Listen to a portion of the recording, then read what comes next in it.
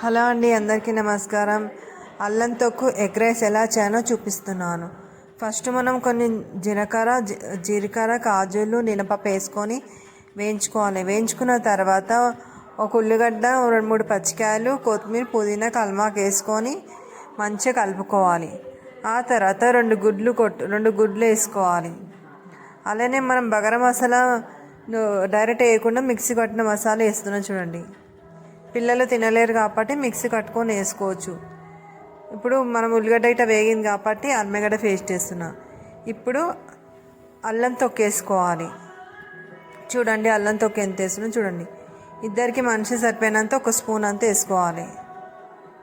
1 spoon వేసుకోవాలి. నేను కొద్ది వేసి చూపిస్తున్నా మీకు. 1 స్పూను, ఒక పీసు.